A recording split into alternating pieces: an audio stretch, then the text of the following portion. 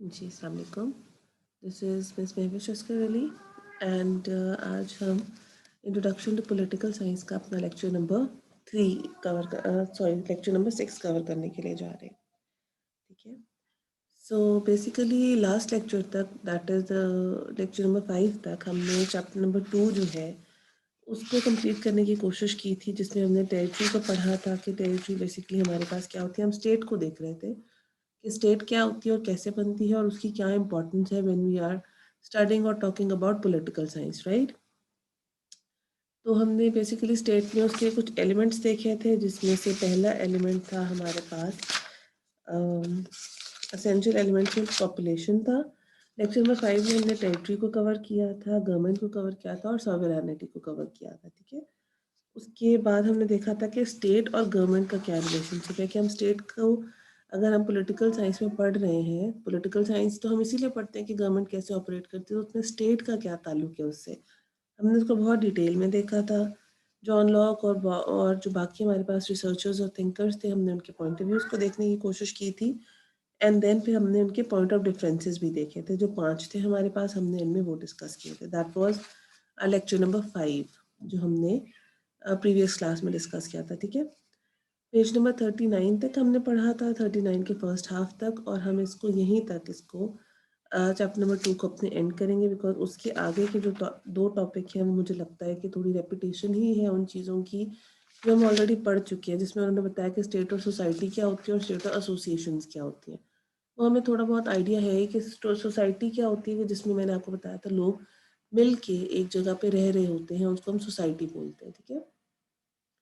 तो obviously society is a part of state, we know it by now. ठीक है। तो इसलिए हम इसको इतना डिटेल में नहीं देखेंगे। और एंड वाला टॉपिक जो स्टेट एंड एसोसिएशन था, कि डिफरेंट एसोसिएशंस होती हैं आपकी स्टेट्स में। जैसे आपको आइडिया ही, जैसे फॉर एग्जांपल आप यूनिवर्सिटी में हो, तो आपको पता है कि डिफरेंट काइंड ऑफ एसोसिएशंस हैं, आपकी स्टूडेंट बॉडीज़ होती हैं जिनका आप पार्ट होते हो। ठीक है।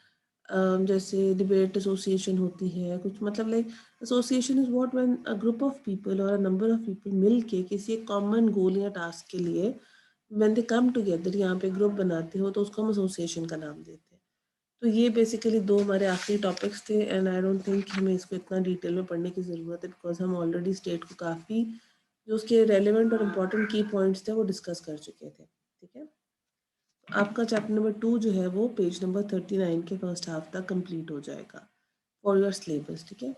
साथ साथ मैं आपको इसलिए बता रही हूँ कि आप अपनी बुक्स के ऊपर इसको मार्क करते जाओ, so that by the end of the semester या for your mid term exams आपके पास आपका सिलेबस सारा साथ साथ हो। बिकॉज फिर मुझसे एंड में कोई नहीं ये पूछेगा कि मैम सिलेबस बता दें, हमें पता नहीं आपने कौन से टॉपिक पढ़ाए थे, बिकॉज उससे मुझे ये आइडिया हो जाएगा कि आपने मेरे लेक्चर्स नहीं सुने। बिकॉज अगर आप मेरे लेक्चर सुनते तो आपको पता होता कि मैं हर लेक्चर के एंड में ना सिर्फ आपको ये बताती हूँ कि कौन सा टॉपिक है, उसमें हम, मैं यहाँ तक भी आपको डिस्कस करती हूँ कि किस तरीके से इसमें से आपसे क्वेश्चन पूछा जा सकता है, ऑब्जेक्टिव्स कैसे आ सकते हैं, इसमें से आपने क्या पढ़ना है और किसको इग्नोर करना है।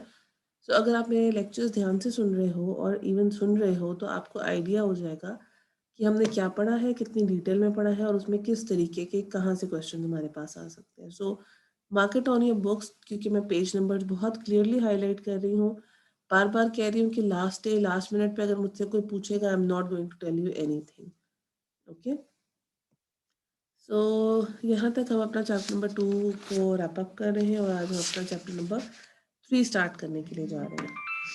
ठीक है। सो हमारे पास चैप्टर नंबर 3 है and and function of the state.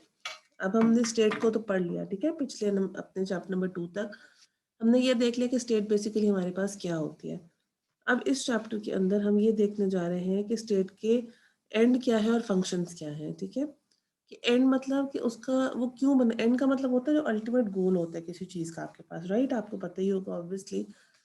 जैसे लेट्स सपोज आपने डिग्री में एडमिशन क्यों लिया, ताकि bye the end of it you can become psychologist, या आप इतना फेमिलियर हो जाओ कि आप अपने मास्टर इन साइकोलॉजी के लिए जा सको, राइट।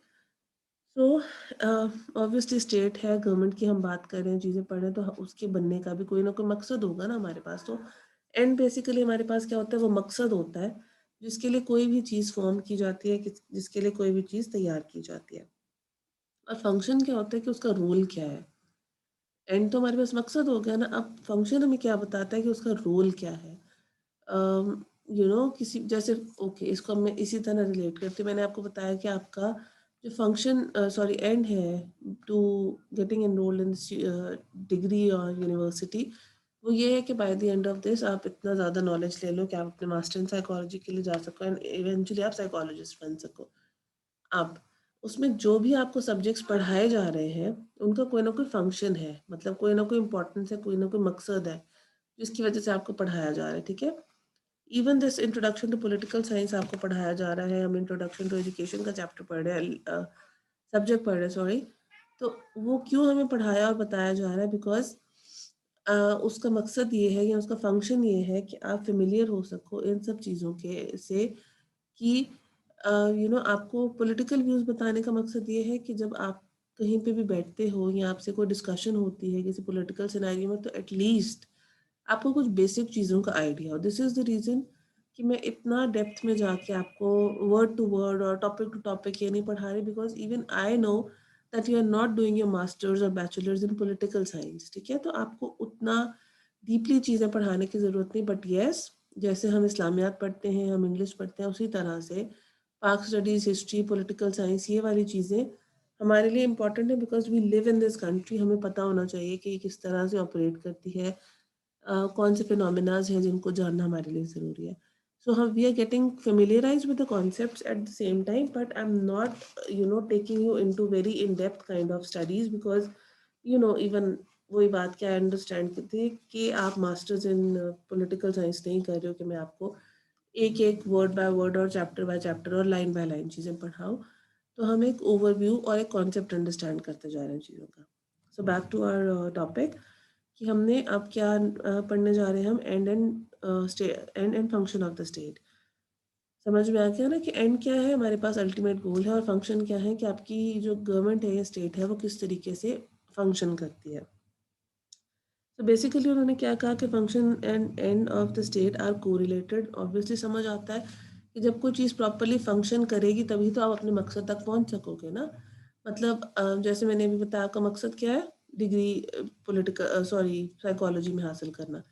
अब जो आपको सब्जेक्ट्स पढ़ाए जा रहे हैं सेमेस्टर बाय सेमेस्टर, आप जब उनको पढ़ते जाओगे, आप अपना सेमेस्टर क्लियर करते जाओगे, एग्जाम्स में अच्छे मार्क्स लोगे, तभी तो ये आप अपना फंक्शन प्ले कर रहे हो ना, मतलब।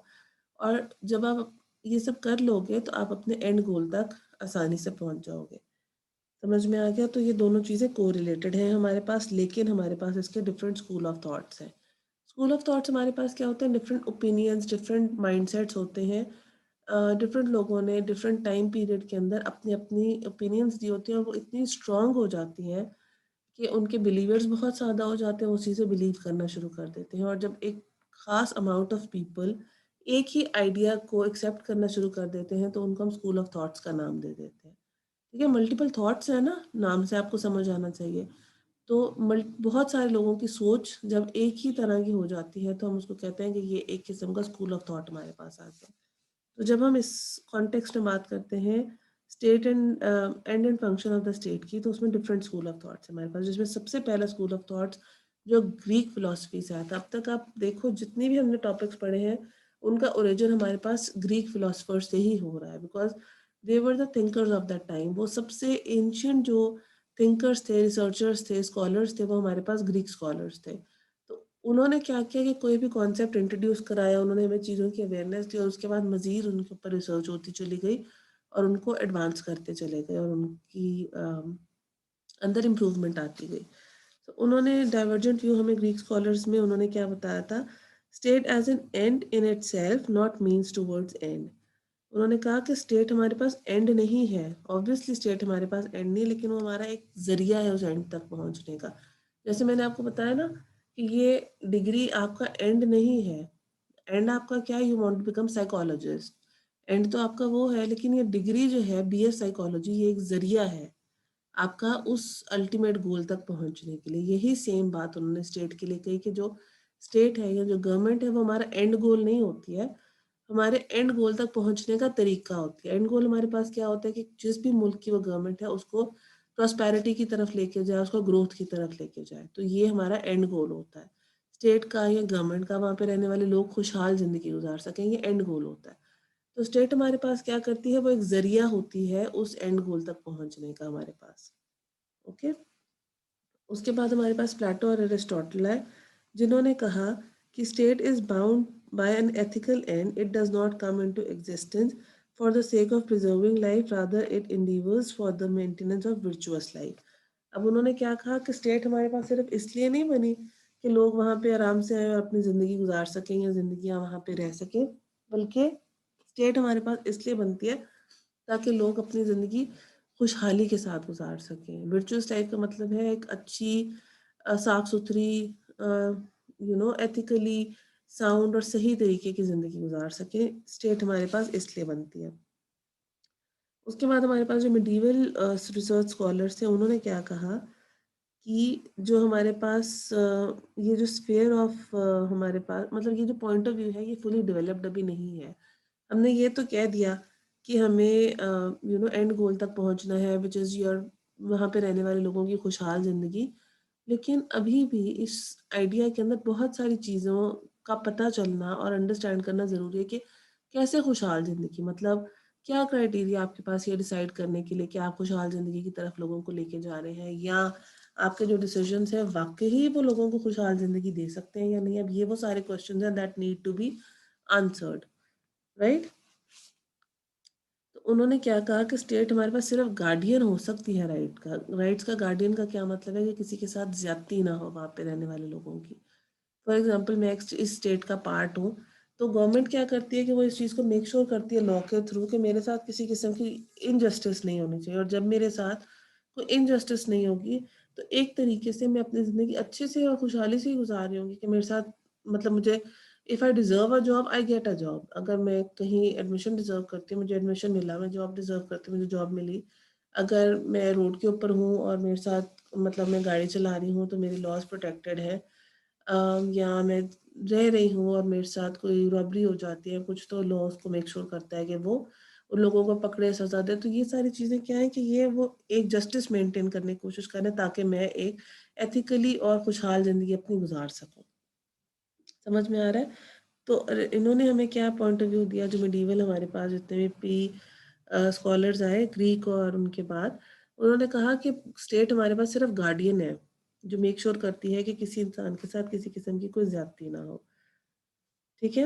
अब जैसे जैसे हम आगे बढ़ते गए, मैंने आपको बताया था ना, कोई आइडिया फ्लरिश होता जाता, तो जब हम 19th सेंचुरी के अंदर एंटर हुए, तो हमारे पास इसी मेन जो डाइवर्जेंट व्यू था, इससे दो और पॉइंट ऑफ व्यूज हमारे पास सामने आ गए। ठीक है, जिसमें से पहला था आइडियलिज्म का। आइडियलिज्म क्या हमें बता रही थी, उसमें हेंगल था, that was the main person जिसने ये कॉन्सेप्ट दिया था। अब जो नाम मैं आपके सामने बार बार रिपीट करूंगी, you have to make sure कि आप उनको सुनोगे ध्यान से और याद रखोगे, क्योंकि वो आप उनको कह सकते हो they are the fathers of that concept, तो हम उनको के नाम को इग्नोर नहीं कर सकते। तो आइडियलिज्म का कॉन्सेप्ट किसने हमें बताया था? हेंगल ने बताया था। ठीक है। उसने क्या कहा था कि मेन कंपोनेंट्स हमारे पास क्या है आइडियलिस्टिक थियरी का, कि आप उसके अंदर इंडिविजुअल के रोल को अंडर एस्टिमेट किया गया था, और ये कहा गया था कि जो इंसानों की विजडम है वो अन ट्रस्ट वर्दी है, कि आप किसी इंसान के ऊपर या जो वहाँ पे रहने वाले लोग हैं, आप हर चीज़ स्टेट उनकी मर्जी के मुताबिक नहीं छोड़ सकती। स्टेट ने डिसीजन लेना है और उसने वो डिसीजन लोगों को सिर्फ बता देना है। ठीक है। स्टेट का काम क्या है कि वो सेफगार्ड करे the rights of the interest of people, कि वो वहाँ पे रहने वाले लोगों का जो इंटरेस्ट है उसको सेफगार्ड करने की कोशिश करेगी। और आप लोगों की चॉइस पे नहीं छोड़ सकते। जैसे फॉर एग्जांपल, हमारे घरों में हमारे पेरेंट्स जो है, आप उनको इमेजिन कर लो कि जैसे वो इस वक्त आपकी गवर्नमेंट है या स्टेट है, ठीक है, वो पूरे घर का सिस्टम कंट्रोल कर रहे थे। अब वो क्या करते हैं कि वो आपके राइट्स का ख्याल रख रहे होते हैं कि सारे बच्चों को एक जैसे राइट हो वहाँ पे रहने वाले, ये ना हो कि किसी एक के साथ ज्यादती हो जाए और दूसरे को फेवर मिल जाए, इस तरह की चीज़ें। तो वो एक तो क्या करते हैं कि आपके राइट्स को प्रोटेक्ट करते हैं, और दूसरा वो आपकी मर्जी और डिसीजन के ऊपर चीज़ें छोड़ नहीं सकते। ठीक है। वो ये नहीं कर सकते कि आपको डिसाइड करने दें कि क्या फॉर एग्जांपल घर में कोई गाड़ी खरीदनी है, तो वो ये नहीं कहेंगे कि मेरे एक बेटे ने जो कह दिया हम वही गाड़ी लेके आ रहे हैं। हाँ, क्वाइट पॉसिबल कि आपसे सजेशंस मांगी जाए, आपकी ओपिनियन पूछी जाए, और उस ओपिनियन को समटाइम्स कंसीडर भी किया जाता है, लेकिन अल्टीमेट डिसीजन मेकिंग की पावर आपको नहीं दी जाती है। सो इसी कॉन्सेप्ट को जब आप लार्जर लेवल के ऊपर गवर्नमेंट पे ले जाते हो, तो आप सोचो कि गवर्नमेंट क्या करती है, आपके राइट्स की प्रोटेक्शन करती है, आपकी बातों को और सजेशंस को सुनती है, लेकिन अल्टीमेट डिसीजन जो है वो वही करते हैं, क्योंकि उनको लगता है, हेंगल को लगता था कि लोगों की विजडम जो है वो इतनी ट्रस्टवर्दी नहीं है कि आप सारे फैसले उसके मुताबिक करना शुरू कर दो। ठीक है, हाँ, ये उसने कहा कि हम लोगों की लिबर्टी को एनहांस करने की कोशिश कर सकते हैं, लेकिन स्टिल उनको अनओबीडियंटली अपनी गवर्नमेंट को ओबे करना पड़ेगा, and that is what we do. जब कोई चीज़ हमें गवर्नमेंट की तरफ से इम्पोज होती है, जैसे आप लॉकडाउन की सिचुएशन यहाँ पे देख सकते हो, जैसे ही वो इम्पोज हुई, आप चाहो या ना चाहो, यू वांट इट और you don't want it, but you have to follow it, you have to obediently follow it. अगर मास्क का रूल निकाला गया है, तो वेदर यू वांट इट और not, whether you like it और नॉट, आपको उसको मानना पड़ेगा, बिकॉज वो आपकी गवर्नमेंट ने दिया है। इसी चीज़ को मज़ीद अंडरस्टैंड करने के लिए अगर आप देखो, जब आप यूनिवर्सिटी के अंदर हो, तो आपकी यूनिवर्सिटी जब कोई डिसीजन कर देती है कि जी आज क्लास होगी, आज नहीं होगी, आज छुट्टी नहीं होगी या वॉटेवर, आपको अच्छा लगे बुरा लगे, आपको उस चीज़ को मानना पड़ता है, because they are the ultimate power over you, right. So इसके अंदर उन्होंने एक टोटेलियरियन व्यू बताया। टोटेलियर जैसे नाम से आपको पता चलेगा कि टोटल, ठीक है, आइडियलिज्म के अंदर हम डिस्कस करें तो उसने क्या कहा कि unity in maintenance of iron discipline in the society was in fact indirect way of establishing autocracy by ruling elites. उसने कहा कि टोटेलियन का मतलब ये होता है कि सारी टोटल जितनी पावर है वो सारी गवर्नमेंट के पास होगी। ठीक है, ये एक पॉइंट ऑफ व्यू था प्रीवियसली, आज से कई अरसे पहले तक, जब तक इतनी ज़्यादा लोगों को अवेयरनेस नहीं थी। तो वो क्या कहते थे कि जिसका बादशाहत का सिस्टम कह सकते हो, अगर आप फेमिलियर हो उस कॉन्ट्रैक्ट के साथ, कि वहाँ पे क्या होता था कि जो बादशाह होता था स्टेट का, जो फैसला वो कर देता था, वहाँ पे रहने वाले लोगों को उसको अन सॉरी उसको ओबीडियंटली मानना पड़ता था। ठीक है, वही बात कि आपको अच्छा लगे बुरा लगे, आपकी विलिंग हो या ना हो, लेकिन क्योंकि आपके बादशाह का फैसला था तो आपने उसको सुनना और मानना था। That was totalitarian view. Fascism का व्यू हमारे पास क्या था, ये सारी आइडियलिज्म के अंदर ही कॉन्सेप्ट थे कि आइडियलिज्म डेवलप कैसे हुई थी। सबसे पहले टोटेलियन व्यू था, उसके बाद हमारे पास आया फेसिज्म का व्यू। फेसिज्म का व्यू क्या था कि जब आपने सुना होगा कि ग्रीक जो वर्ल्ड वॉर हमारे पास हुई थी, तो उसमें गवर्नमेंट कुछ भी नहीं थी, उसको हिटलर के साथ या नाज़मीज़ के साथ एसोसिएट किया जाता था। ठीक है, नाज़ीज़ के साथ। वो क्या था कि वो किसी मुल्क या किसी गवर्नमेंट, मतलब वन मैन शो था। उस वही आदमी गवर्नमेंट था, वही आदमी स्टेट था, वही आदमी, वो एक आदमी सारी डिसीजन मेकिंग करता था। तो that was a modern form of your badshah system that you can say. वो जो टोटलियन व्यू था, फेसिज्म का मतलब क्या था कि अब वो एक फेस के साथ एसोसिएट हो गया था। फेस क्या था, एक पर्सन था, मतलब ऑब्वियसली जो हमारे पास हिटलर था, वो उस इंसान के उस फेसिज्म के, वो that was a face of your government. तो सिर्फ उसी की हुकूमत कंसीडर की जाती थी। ठीक है, लेकिन फिर जिस तरीके से आगे हम आते गए, तो आइडियलिज्म का कॉन्सेप्ट आया और उसने क्या हमें बताया कि अ, लोगों के इमोशंस और पैशन और इन सब चीज़ों के ऊपर आप बेस नहीं कर सकते हो, बिकॉज रीजनिंग होना ज़रूरी है। इंसान क्या होते हैं कि लोग जो इंडिविजुअल्स हैं वो बहुत जज्बाती फैसले करते हैं। स्टेट आपकी जज्बाती फैसले नहीं करेगी, वो लॉजिकली सोचेगी। जैसे अगेन अगर आप लॉकडाउन की ही सिचुएशन देखो, जैसे मैंने आपको अभी भी बताया, तो क्या था उसमें कि हम लोगों ने जज्बाती होके कहा कि नहीं जी ये कैसे हो सकता है, सारी सिटीज़ बंद हो जाएँगी तो लोग खाएँगे कैसे और कमाएँगे कैसे, यू नो इस किस्म की ओपिनियंस आपने देखा होगा कि आपके सामने आई थी। तो वहाँ पे क्या था, अब हमने तो इमोशनल होके सारे डिसीजंस लेना शुरू कर दिए। लेकिन गवर्नमेंट ने क्या देखा, उन्होंने ये देखा कि लोगों की ज़िंदगी बचाना पहले ज़रूरी है। अगर लोग बचेंगे तभी तो ज़िंदा रहेंगे, आपका मुल्क चलेगा, बिज़नेस चलेंगे, तभी तो सर्वाइवल हो सकेगा। तो यही चीज़ उन्होंने ये बताई कि आइडियलिज़्म हमें ये कहता है कि ना हम टोटलियन व्यू को मान रहे हैं कि जी बादशाहत ही होनी चाहिए कि बस जो कह दिया बस कह दिया। ना हम किसी फेसिज़्म को मान रहे हैं कि एक आदमी ने जो डिसाइड कर दिया वो होगा। स्टेट क्या है? कॉम्बिनेशन ऑफ मल्टीपल पीपल, जिनको हम सेलेक्ट और इलेक्ट करते हैं ऑब्वियसली। ओके, लेकिन वो क्या करते हैं, वो बहुत रैशनल और लॉजिकल डिसीजन कर रहे होते हैं। वो आपकी लोगों की तरह इमोशनल और जज़्बात और उसमें बह के फ़ैसले नहीं कर रहे होते। यही रीज़न है कि जो उन्होंने शुरू में बात की थी ना कि आप लोगों के ऊपर फ़ैसला नहीं छोड़ सकते। तो मैंने आपको कहा था आप बच्चों या फैमिली मेंबर्स पे नहीं छोड़ सकते, वो छोटे होते हैं बच्चे घर में, इतने एक्सपीरियंस नहीं होता, इतनी नॉलेज नहीं होती, प्रोज़ एंड कॉन्स नहीं पता होते चीज़ों को, लॉजिक नहीं होता, तो इसी वजह से जो आपके फादर्स होते हैं उनका क्या होता है कि लाइफ़ का एक एक्सपीरियंस होता है, उन्होंने चीज़ों को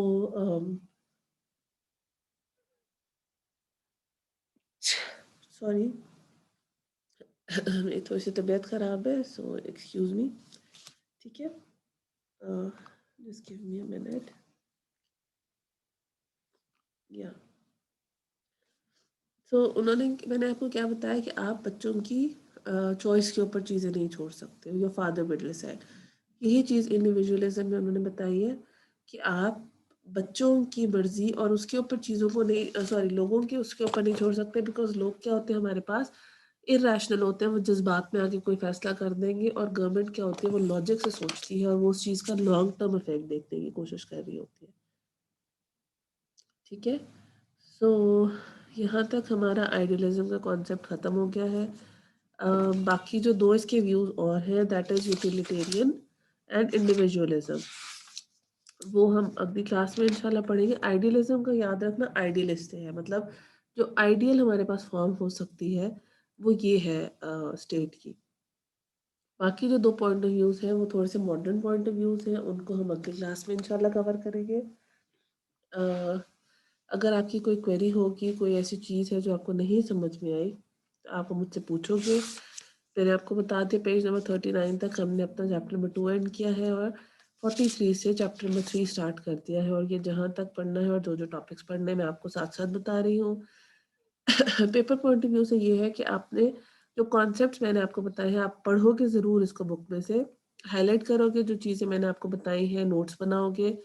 आई डोंट वांट कि आप एज़ इट इज़ छाप के दो मुझे चीज़ें, लेकिन आपको कॉन्सेप्ट पता होना चाहिए, आपको इसमें टर्मिनोलॉजीज़ पता होनी चाहिए, जो इम्पोर्टेंट लोग हैं जिन्होंने ये कॉन्सेप्ट्स आपको दिए थे, जिन्होंने इन चीज़ों को इवॉल्व किया था, अपना कंट्रीब्यूट किया था। जैसे हम ग्रीक थेरिस्ट की बात करते हैं, हमने डिफरेंट एरिस्टोटल और प्लेटो ने बहुत काम किया है अब तक, आपने देखा होगा हर टॉपिक में ही उनका नाम हमारे साथ डिस्कस हो रहा है। उसके अलावा और बहुत सारे पॉइंट ऑफ व्यू जिनके हमने डिस्कस किए, तो वो आपको उनके नाम और उनके कंट्रीब्यूशन ज़रूर आने चाहिए, ठीक है? अगर कोई इम्पोर्टेंट जैसे हेंगल मैंने आपको बताया जिसने आपको इंडिविजुअलिज़्म का कॉन्सेप्ट हमें इंट्रोड्यूस कराया था और उसके ऊपर काफ़ी ज़्यादा काम किया था, फिर प्लेटो ने उसको एडवांस किया था। तो ये सारी चीज़ें आपको इस तरह से पता होनी चाहिए कि if I am going to ask you कि मुझे 3 पॉइंट ऑफ व्यूज़ लिख के बताएँ कि हमारे पास एंड एंड स्टेट के कौन-कौन से पॉइंट ऑफ व्यूज़ हैं, 3 अप्रोचेज़ कौन-कौन से, व्यूज़ कौन से, तो मुझे 1 या 2 लाइन में नहीं चाहिए कि आपने बस लिख दिया and that's about it. I want to study the detail कि वो कैसे डेवलप हुआ जैसे मैं आपको बता रही होती हूँ। कहाँ से स्टार्ट हुआ, कैसे इवॉल्व हुआ, किस-किस ने क्या-क्या काम किया, क्या-क्या रोल प्ले किया और किस तरह वो अपनी फाइनल फॉर्म में हमारे पास आया, राइट?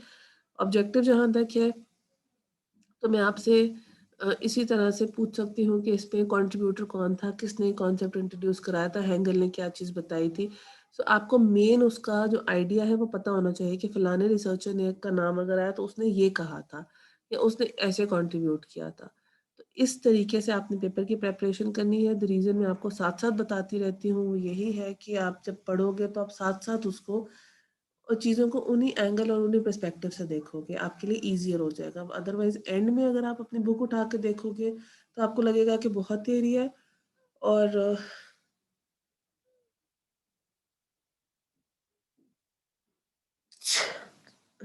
सॉरी अगेन मेरी तबीयत ठीक नहीं है, बट ऑब्वियसली आपका लेक्चर हम मिस नहीं कर सकते थे, तो I had to complete it.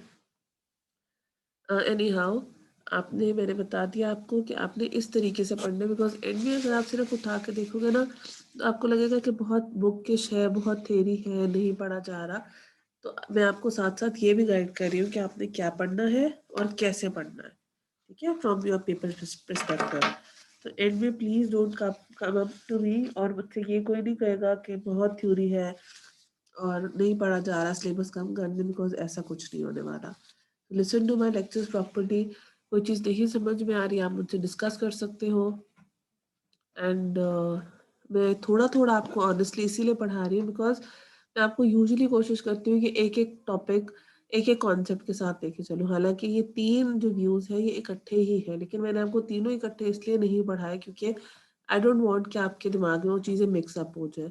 तो एक हमने आज पढ़ा है और बाकी 2 व्यूज़ हम इंशाल्लाह अगले लेक्चर में कवर करेंगे। थोड़ा पढ़ाने की रीज़न ये है कि आपको जितना भी आप पढ़ो आपको समझ में आए बिकॉज़ अगेन मैं बार-बार ये बात रिपीट कर रही हूँ कि आप मेजर आपका पॉलिटिकल साइंस नहीं है, तो मैं आपको ये 400 पेज की बुक प्रॉपर पूरी थॉरोली नहीं पढ़ाऊँगी। मैं आपको सिर्फ वही टॉपिक्स पढ़ाऊँगी जो मुझे लगेगा कि पढ़ना आपके लिए ज़रूरी है या जिन चीज़ों की नॉलेज होना या डिस्कस करना आपके लिए ज़रूरी है या आपके अंडरस्टैंडिंग के लिए इम्पोर्टेंट है। तो बीच-बीच में से इसीलिए पढ़ा रही हूँ कि जो इम्पोर्टेंट चीज़ें हैं वो कवर हो जाए और आपको उनका आइडिया हो जाए कि कोई आपके सामने अगर इंडिविजुअलिज़्म की बात करता है, तो आपको कॉन्सेप्ट हो कि अच्छा इसका ये मकसद था या ये कॉन्सेप्ट था। Okay? So please listen to the lectures very carefully. End में आके कोई ये नहीं कहेगा कि मैम समझ नहीं आया, रिपीट कर दें। I am not going to do this. You have these audios with you. Book आपके पास है। Open your book in front of you. मैं हर लेक्चर में आपको कहती हूँ फिर आप ऑडियो सुनोगे ताकि आप साथ-साथ पढ़ते जाओगे। उसके बाद भी आप ऑडियो लेक्चर के बाद बिकॉज़ इस 20-25 मिनट के लेक्चर में मैं आपको लाइन बाय लाइन नहीं पढ़ा सकती। सो व्हाट आई डू कि मैं अगर आप मेरी बुक कभी हम रेगुलर क्लासेस में आएँगे और आप देखना कि मैं उसको पूरे को बैठ के पहले पढ़ती हूँ खुद से, हाइलाइट करती हूँ कि मैंने अब इसमें से कित इन 20 मिनट में समराइज़ करके कैसे आपको चीज़ समझानी है। लेकिन उसका मकसद ये नहीं है कि आप बुक से नहीं पढ़ोगे बिकॉज़ जो टॉपिक मैंने आपको कवर कराया है वो आपने बुक से पढ़ना है। मेरी साइड से बिकॉज़ मैं I can not spoon feed you ना, बच्चे स्कूल गोइंग किड्स तो नहीं हो कि आपको लाइन बाय लाइन में पढ़ाऊँगी। इस लेवल पे इतना ही होता है कि कॉन्सेप्ट आपको दे दिया जाए, बुक आपके पास है, you are going to read it and you are going to understand it, right? So ये नहीं कहेगा कि मैम आपने ये तो पढ़ाया नहीं था, जो टॉपिक डिस्कस हो गया इट मीन्स कि अब आपकी रिस्पॉन्सिबिलिटी, मेरी क्या थी कि मैं पढ़ के समराइज़ करके आपको कॉन्सेप्ट दे दूँ। आपकी रिस्पॉन्सिबिलिटी क्या है कि आप अपनी बुक खोलोगे और उस टॉपिक को पढ़ोगे। अगर आप नहीं पढ़ोगे तो that is on your end. Paper में I am not going to listen to anybody कि मैम ये नहीं था, आपने तो ये बताया नहीं, ये पढ़ा नहीं, इस किस्म की एक्सक्यूज़ेज़ मुझे नहीं चाहिए। ओके? अदर देन दैट अगर कोई क्वेरी या क्वेश्चन है आप मुझसे पूछोगे, I am going to answer you. और इसी को हम यहीं पे रैप अप कर रहे हैं अपने आज की सेशन को। And I will see you in next lecture. और तब तक कोई भी क्वेश्चन होगा तो आप मुझसे डिस्कस करोगे एंड या that should be it. Okay, thank you.